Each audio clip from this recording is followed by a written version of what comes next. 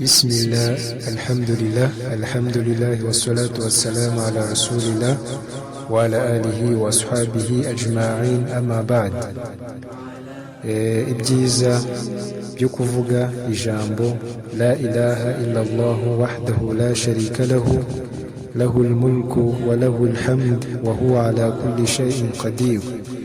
Mu by'ukuri muvandimwe, iri ni ijambo rihambaye cyane, ni ijambo rihambaye cyane imbere ya Allah subhanahu wa ta'ala, kandi ni ijambo mu by'ukuri kurivugisha ururimi biroroshye, ariko ni ijambo rikomeye cyane imbere y'Imana Allah subhanahu wa ta'ala, ndetse ni ijambo kuri wa wundi uzarivuga akarivuga inshuro 100, mu by'ukuri afite ibihembo byinshi cyane imbere y'Imana, kandi afite ingororano nyinshi cyane zihambaye hano ku isi ndetse n'ejo ku munsi w'imperuka. Mu by'ukuri ni ijambo rya azkaru ryo kuba wahora urivuga ku rurimi rwawe, ukajya uhora urisubiramo cyane, yaba nyuma y'iswala cyangwa se cyane cyane ni azkaru nziza kuyikoresha mu gitondo na nimugoroba nyuma ya salati al-fajiri, ukayikoresha inshuro 100, cyangwa se na nyuma ya salati al-maghribi nabwo ukarikoresha inshuro 100. Iri jambo ino azkaru inshallah byaba byiza tuyisubiyemo byibura nk'inshuro 3 kugira ngo twese tuyumve kandi tuyisobanukirwe, tunayimenye ku bushobozi bwa Allah subhanahu wa ta'ala. La ilaha illallah wahdahu la sharika lahu lahul mulku wa lahul hamd wa huwa ala kulli shay'in qadir.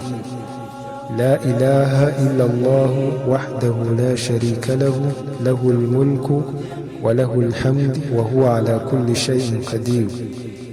لا إله إلا الله وحده لا شريك له له الملك وله الحمد وهو على كل شيء قدير.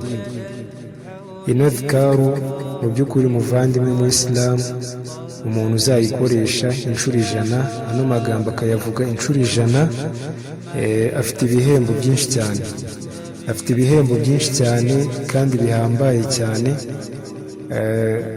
Muri ibyo bihembo icya mbere twavugamo ni uko umuntu uzayavuga ano magambo inshuro 100, uwo muntu imbere Allah akwandikira ibihembo nk'iby'umuntu warekuye abacakara 10. Ibyo ni byo bihembo Allah kwandikira nk'iby'umuntu, yani cyangwa se umuntu wahaye uburenganzira, cyangwa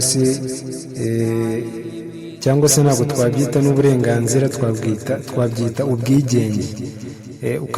Ni nk'uko Allah kwandikira ibihembo by'uko ngo wahaye abacakara 10, ufunguye abacakara 10. Ikindi, umuntu uzavuga n'amagambo inshuro 100, mu by'ukuri Allah subhanahu wa ta'ala amwandikira ibyiza 100.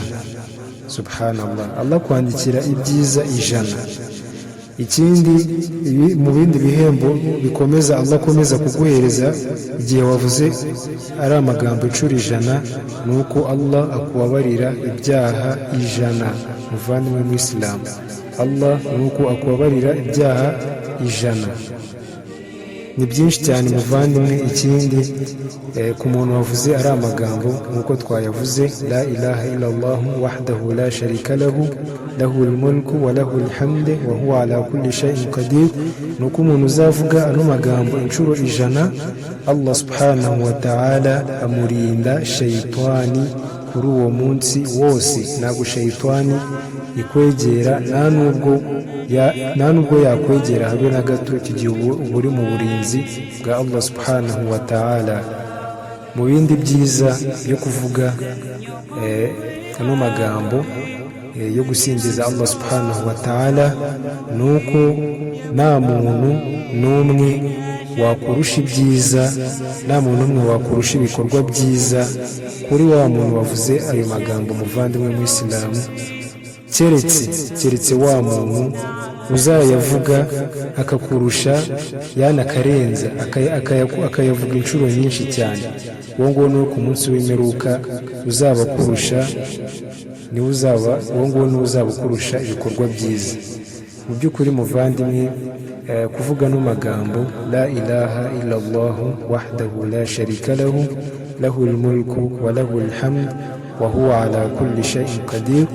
Mu by'ukuri muvandimwe, kuvuga ano magambo ni amagambo akomeye cyane imbere ya Allah subhanahu wa ta'ala, kandi ni amagambo kuyavuga mu by'ukuri nk'uko tubonye ibihembo byabyo, bifite ibihembo byinshi cyane, bifite ibihembo bihambaye. Mu by'ukuri ni uko twakwihatira kuzajya dukora adhikaru nk'izi ngizi zikomeye cyane imbere ya Allah subhanahu wa ta'ala, mu rwego rwo kugira ngo dushake urukundo rwa Allah subhanahu wa ta'ala. Mu by'ukuri Allah subhanahu wa ta'ala nk'uko biri muri hadithi imwe, hadithi igaragaza ukuntu iyo Allah agukunze, mu by'ukuri Allah akubera buri kimwe cyose. Allah akubera buri kimwe cyose. Allah akubera amaso urebesha, akubera umunwa wawe uvugisha, Allah akubera amatwi yawe wumvisha, Allah akubera amaboko yawe ukoresha, Allah akubera amaguru yawe, mbega buri kimwe cyose.